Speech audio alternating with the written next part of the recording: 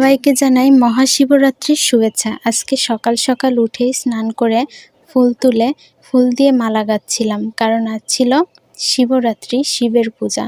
দেখুন সবাই মালাটা কেমন হয়েছে, আর কত কত রকমের ফুল দিয়েছিলাম, বেলপাতাও দিয়েছিলাম, সেটাই দেখাচ্ছিলাম।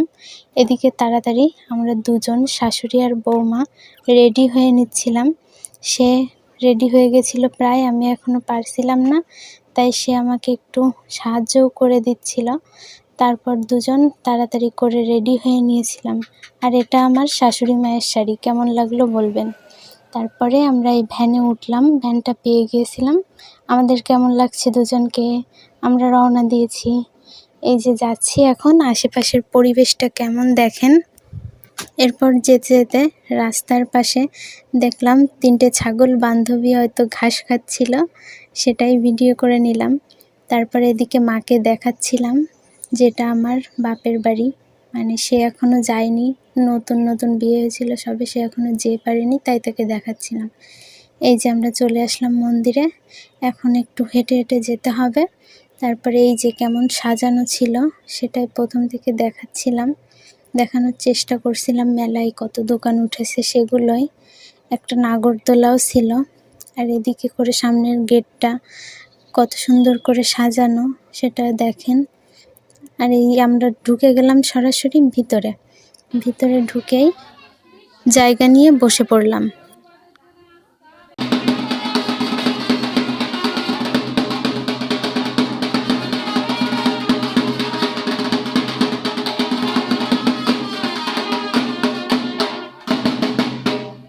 এই যে আমার গ্রামের 2টা ছোট ভাইয়ের সাথে দেখা হয়েছিল, তাদেরকে বলছিলাম যে আসো একটু ছবি তুলি তোমাদের সাথে। এদিকে শিবের মাথায় জল ঢালার জন্য কয়েকজন ডাব এনেছিল, সেটাই ফুটো করছিল। মাও মুখটা ফুটো করে নিল যাতে জলটা ভালোভাবে ঢালতে পারে, তাই। অনেক লোক হয়েছিল, মানে প্রচুর লোক, পুরো মন্দিরটা ভরা ছিল। অনেকে ছোট বাবুকে কোলে নিয়ে এসেছিল।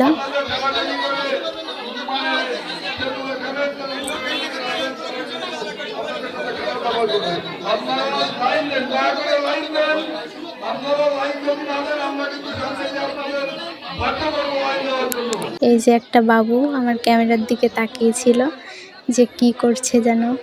তারপরে আমরা চলে গেলাম ভিতরে শিবের মাথায় জল ঢালতে। এই যে এবার ঢালা শুরু করলাম, আমি মা দুজনেই। অনেক ভিড় ছিল, মাই ঢাললো, আমি তাকে শুয়ে রেখেছিলাম, এভাবে দিলেও নাকি হবে বলছিল তারা। তারপরে মালাটাও শিব ঠাকুরকে পরিয়ে দিতে পারলাম অবশেষে। এদিকে তারপর অনেক লোক ছিল, অনেক ভিড় ছিল ভিতরে। আমরা একটু চরণামৃতও পাশ থেকে নিয়ে নিয়েছিলাম। এবার আমরা বাইরে এসে খাবো খাবো খাবো। এই যে আইসক্রিম নিয়ে গেলাম, একটু গরম গরম লাগছিল, তাই গলাটাকে ভিজিয়ে একটু ঠান্ডা করে নিলাম। এটা আমার ছোট বোন, কাকাতো বোন।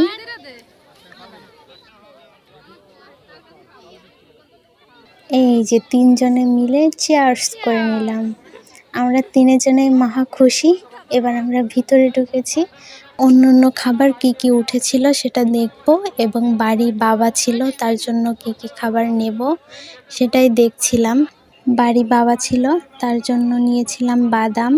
তারপর এদিকে মাটির কি কি জিনিস উঠেছে সেগুলোই দেখতে এলাম। অনেক ছোট ছোট খেলনা, পুতুল ছিল, হাঁড়ি কড়াই, ছোট মানুষের যত সব খেলনা।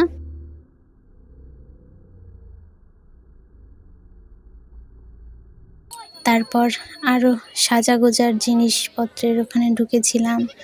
তারপরে এখানে ঘরের যত সামগ্রী, তারপরে ঠাকুরের পিকচার, এসব কিছু অনেক কিছুই ছিল মেলার মধ্যে, সেসব কিছু আমরা ঘুরে ঘুরে দেখে এসেছিলাম।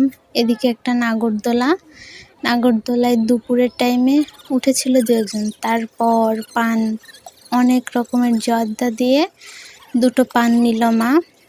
তার বিয়ান এসেছিল, তাকে দেওয়ার জন্য। পানটা নাকি খুবই স্বাদ হয়েছিল, যে খেয়েছিল সে বলল, কারণ অনেক রকম মশলা দিয়েছিল। এখন আমরা রওনা দিয়েছি বাড়ি যাওয়ার জন্য, বাড়ি চলে যাচ্ছি। আমরা ভ্যানও পেয়ে গেছিলাম। দিনটি খুবই ভালো ছিল, আর আমরা ধীরে ধীরে করে বাড়ি যাচ্ছিলাম, কোনো ব্যস্ততা ছিল না। আসার সময় একটু তাড়াহুড়ো করেছিলাম যে না জানি দেরি হয়ে যাবে। এখন শ্রী শ্রী রাধা মাধব মদন মোহন মন্দির এটার নাম।